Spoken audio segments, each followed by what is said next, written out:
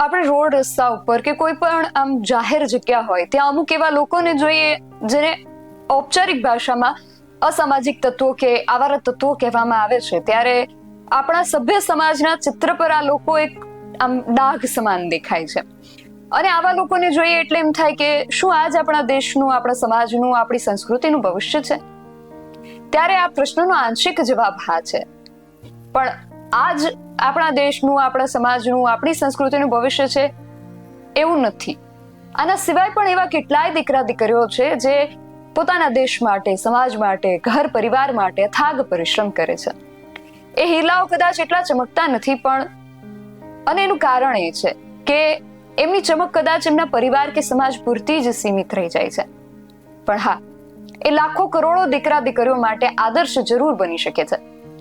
પોતાના ઘર પરિવાર માટે મહેનત કરતા આ દીકરા દીકરીઓ ક્યારેક પોતાના સ્વાસ્થ્યની કાળજી લેતા ભૂલી જાય છે અને ક્યારેક સંઘર્ષની આ જ દોડાદોડીમાં પોતાનો જીવ પણ ગુમાવી દે છે. અને એમ પણ કહી શકાય કે પોતાનો જીવ હોમી દે છે.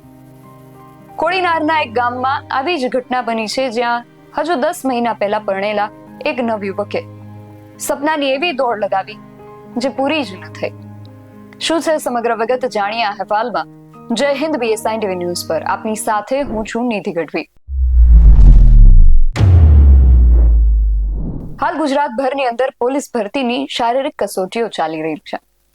કેટલા યુવાનો એવી આશા રાખીને બેઠા છે કે આ ભરતીમાં તો ચોક્કસ પાસ થઈ જ જઈશું.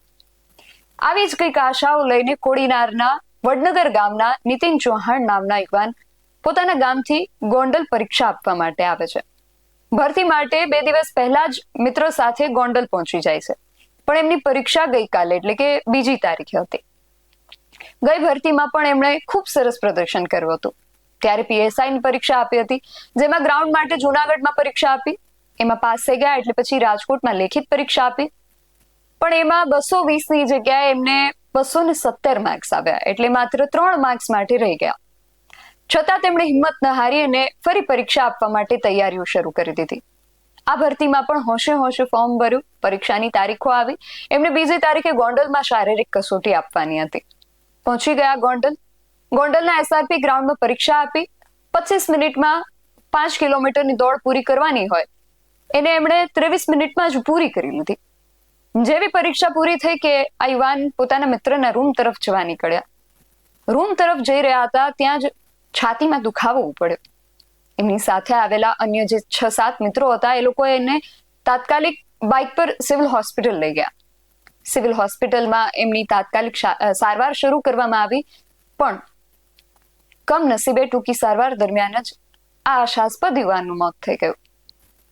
આ યુવકના પરિવારજનોએ શું વેદના ઠાલવી અને આ જે ઘટના બની એના વિશે શું વાત કરી, પહેલા તેમને સાંભળીએ પછી આગળ વાત કરીએ. આજ રોજ ગોંડલ મુકામે પોલીસની જે દોડની પ્રક્રિયા હતી તે કોડીનારથી 4-5 મિત્રો સાથે ગોંડલ મુકામે આવેલા અને છેલ્લા 3 વર્ષથી પોલીસ ભરતીની તૈયારી કરતા આજ રોજ 23 મિનિટની અંદર એમણે ગ્રાઉન્ડ પૂરું કરી લીધું. અને ગ્રાઉન્ડ પૂર્ણ થતાં તેમનો 4-5 મિત્રો સાથે તે લોકો એમના રૂમે જવા માટે નીકળેલા. ત્યાં રસ્તામાં એમને હૃદય રોગ માટે થોડુંક મતલબ એને દુખાવો થયો છાતીમાં, એટલે ડાયરેક્ટ અહીંયા ગોંડલ સિવિલ હોસ્પિટલમાં તેમના મિત્રો તેમને લઈને આવેલા અને તે દરમિયાન સારવાર દરમિયાન તેમનું મૃત્યુ થયેલું છે. નીતિનભાઈના પરિવારમાં 2 ભાઈઓ છે અને 2 ભાઈની અંદર ભાઈ નાના હતા. નીતિનભાઈ 10 મહિના પહેલાં જ એમના મેરેજ થયેલા અને એમના પપ્પા ખેતી કરી અને પોતાનું ગુજરાન ચલાવે છે. આ બનાવથી પૂરા પરિવારમાં શોકની લાગણી છવાયેલી છે. હવે અહીંયા એક પળ માટે જરા થંભી જઈને જરા કલ્પના કરો કે પરીક્ષામાં પાસ થતા જ આશાસ્પદ યુવાને કેટલી આશાઓ સાથે સપનાઓ પણ સેવી લીધા હશે. કસોટીમાં ઉત્તીર્ણ થયાથી મોત આવ્યું ત્યાં સુધીનો આ જે ખૂબ ટૂંકો સમયગાળો હતો એમાં કદાચ આખા જીવનનું આયોજન કરી લીધું હશે, પણ આ બધા આયોજનો ઘડાયેલા જ રહી ગયા અને હવે ક્યારેય અમલમાં પણ નહીં આવી શક્યા. એમના પરિજનો વિશે કલ્પના કરો. એમના માતા પિતા જેમણે પુત્રની પ્રગતિના સપનાઓ જોયા હશે, એમના પત્ની જેમણે હજુ 10 મહિના પહેલા જે લગ્નના ફેરા ફર્યા ત્યારે કેટલાય સપનાઓ જોયા હશે, પરંતુ કમનસીબે આ બધા જ સપનાઓ હવે માત્ર યાદો બનીને જ રહી ગયા છે. પોલીસ ભરતી દરમિયાન બનેલી આ કરુણ ઘટનાએ ફરી એક વખત યુવાનોના શારીરિક આરોગ્ય, તણાવ અને કસોટી પ્રક્રિયા અંગે આપણને સૌને વિચારવા માટે મજબૂર કરી દીધા છે. પોલીસ બનવાનું સપનું લઈને દોડમાં ઉતરેલા આ નીતિન ચૌહાણનું નામ આજે સફળ ઉમેદવાર તરીકે નહીં પરંતુ એક દુઃખદ યાદ બનીને રહી ગયું છે. આ સમગ્ર વિશે તમારું શું માનવું છે? તમારું જે પણ મત હોય અમને કમેન્ટ બોક્સમાં ચોક્કસથી જણાવજો. આવા જ વધુ અહેવાલો સાથે મળતા રહીશું. તમે મારી યુટ્યુબ ચેનલને સબસ્ક્રાઇબ કરવાનું અને અમને ફેસબુક અને ઇન્સ્ટાગ્રામ પર ફોલો કરવાનું ભૂલશો નહીં. બાકી અવનવી અપડેટ્સ માટે આપ જોતા રહો BSI TV ન્યૂઝ. નમસ્કાર.